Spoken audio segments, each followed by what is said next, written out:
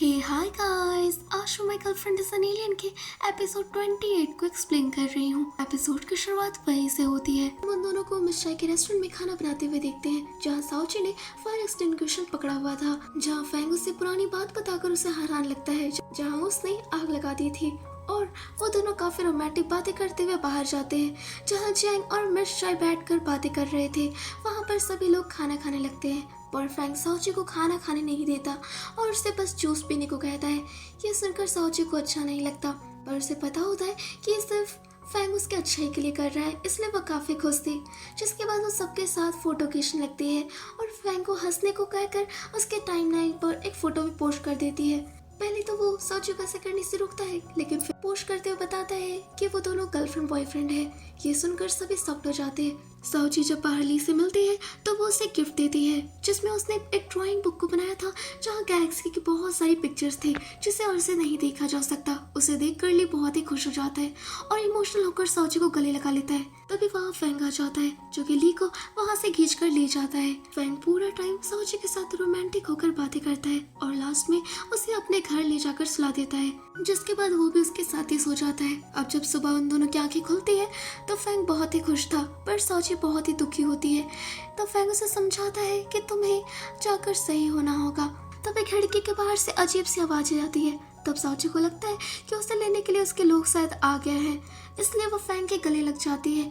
ये जान फैंग को भी बहुत ही बुरा लगता है और वो रोने लग जाता है, पर वो चाहता था कि साउची सही हो जाए, इसलिए वो उसे समझाता है कि वो उससे बहुत ही प्यार करता है और वो उसे कभी नहीं भूलेगा।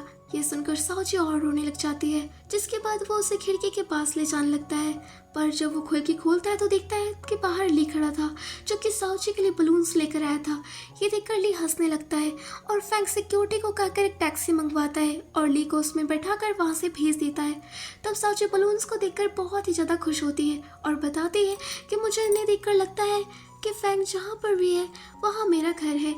ये सुनकर फैंग साउची को किस कर लेता है। वहीं इधर हम टैक्सी में ली को देखते हैं, जिससे कि अपने मॉम को कॉल आता है और वो ली को अपने पास गुस्से में बुलाती है। तब उनकी बातों से हमें पता चलता है कि ली ने अपनी कंपनी फैंग के नाम कर दी है और वो अपनी मॉम को कहता है कि मैं अपने टैलेंट के बल पर कुछ करना चाहता हूँ, ताकि लोग मुझे अपने टैलेंट से पहचाने। इसलिए मैंने पेरिस में एक एकेडमी भी ज्वाइन कर ली है।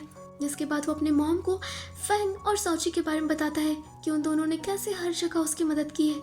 ये सुनकर उसकी मॉम बहुत ही इमोशनल हो जाती है और अपने भाई को फैंग को कंपनी देने को कहती है।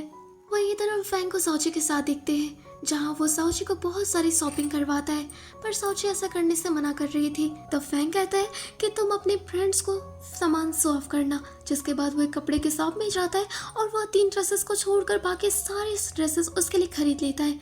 ये देखकर वहाँ की एक एम्प्लॉय बहुत ही ज़्यादा जेलस हो रही थी, क्योंकि वो अपनी पूरी ज़िंदगी में इतनी ड्रेसेस नहीं खरीद सकती थी। इसलिए वो अपने एक शर्ट के बटन को खोलकर फैंग को जाकर अट्रैक्ट करने की कोशिश करती है, पर साउची फैंग को कवर कर लेती है। ये देखकर फैंग हंसने लगता है, जिसके बाद साउची फैंग को बाहर ले जाती है और बताती है कि अगर मेरे जाने के बाद तुम किसी भी लड़की के पास गए तो मैं तुम्हें ऊपर से श्राप दे दूंगी, क्योंकि बटरफ्लाई इफेक्ट के बारे में तो सुना ही होगा। वैसे ही मैं तुम्हें वहां से श्राप दूंगी, इससे यहाँ पर तुम्हारे ऊपर ओले बरसेंगे। ये सुनकर फैंग हंसने लगता है और वो साउची को वादा करता है कि वो ऐसा नहीं करेगा। अब जब वो रोड क्रॉस कर रहा होता है कि तभी एक आदमी से वो टकराता है। जब वो अपना सामान उठाने लगता है कि तभी वहाँ सब कुछ पॉज हो जाता है। ये देख फैंग समझ जाता है कि समय हो गया है। जैसे वो पीछे पलटता है तब तक साउची वहाँ से जा चुकी थी। ये देखकर फैंग बहुत ही परेशान होने लगता है और रोते हुए वहीं पर बैठ जाता है। अब कुछ दिन बाद हम देखते हैं कि फैंग कंपनी में जाने लगा है और जब वो ऊपर जाता है तो वो ली से बातें करते हुए उससे साउची का एक लोगो बनवाता है, जिसमें स्यूबो भी होता है। जिसके बाद वो उसी लोगो से बहुत सारे प्रोडक्ट्स मार्केट में लॉन्च करता है, जिससे उन्हें काफ़ी प्रॉफिट होता है। अब इसी तरह काम करते हुए उसे 2 साल बीत जाते हैं।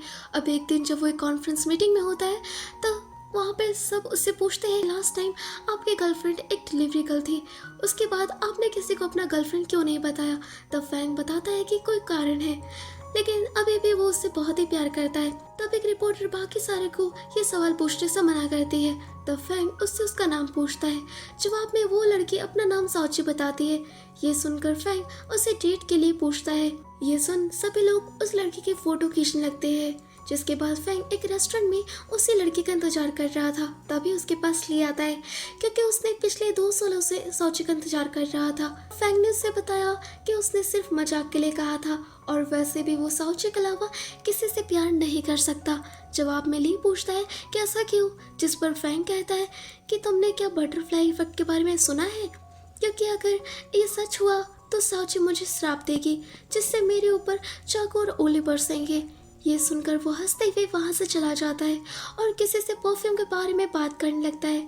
तभी उसे ली कॉल करके बताता है कि उसने फैंग के लिए एक लड़की ढूंढी है जो कि बहुत ही सुंदर है और वो फैंग के साथ पहले भी काम कर चुकी है। क्या वो ब्लैंक डेट के लिए तैयार है, जिसके लिए फैंग मान जाता है। तभी फैंग को अपने पास एक लड़की मुंह ढकते हुए आती हुई दिखती है जो कि साउची थी और फैंग उसे देखकर बहुत ही ज़्यादा शॉक्ड हो जाता है। तब साउची उसे बताती है कि मैं वापस आ गई हूँ। उसी समय सेक्रेटरी उन दोनों की एक पिक क्लिक करके ली को भेज देता है और ली भी उन दोनों को फोटो देखकर बहुत ही खुश होता है। तभी उसका फ़ोन कोई पीछे से खींचती है और ये कोई और नहीं बल्कि जैंग थी जो कि अब ली से प्यार करने लगी थी। ये देख ली भी काफ़ी खुश था और वही दूसरी तरफ फैंग को समझ नहीं आ रहा था कि ये सपना है या हकीकत। तब साउची उसे एक कैजुअल किस करती है और अपना सर्टिफिकेट दिखाते हुए कहती है कि केप टाउन वालों ने प्यार के बारे में जानकर मुझे अपना शांति दूत बनाकर यहाँ पृथ्वी पर भेज दिया है।